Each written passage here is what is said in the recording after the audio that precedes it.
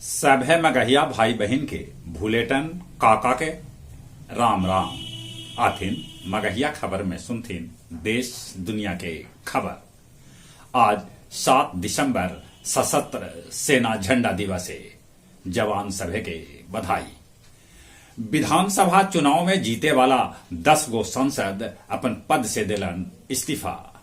गृह मंत्री अमित शाह संसद में कहलका कि नेहरू के गलती के वजह से पीओके बनल। बीपीएससी द्वारा आयोजित हो रहल आज से दोसर का चरण के परीक्षा।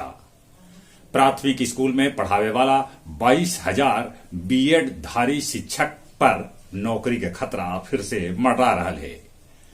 बक्सर में पंचकोसी परिक्रमा खत्म हो गए। लोग ग्रहण कैलन लिट्टी चोखा के महाप्रसाद।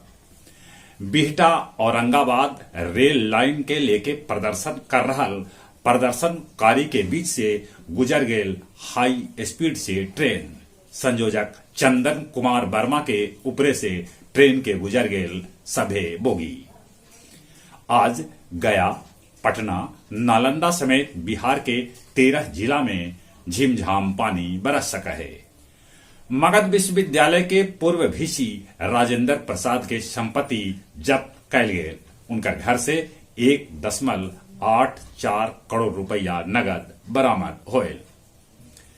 4 मिनट में एक्सिस बैंक से लुटेरा लूट लेलन 16.5 लाख रुपया।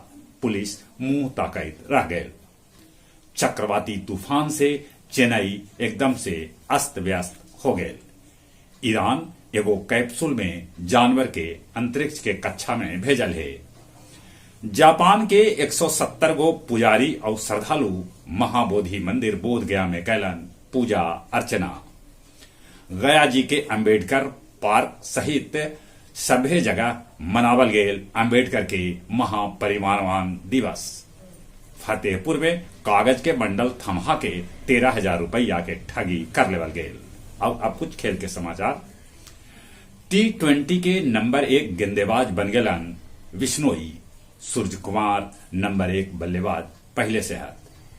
T10 में समीर डार 24 गेंदा में ठोकलन शतक। उ 43 गेंदा में बनौलन 193 रन, जेकरा में 22 गो छक्का और 14 गो चौका शामिल है। प्रो कबड्डी लीग में पटना पायरेट्स तेलुगु टाइटंस के हरा दिलक। चलित एक बार फिर से अपने सभे के भूलेटन काका के राम राम।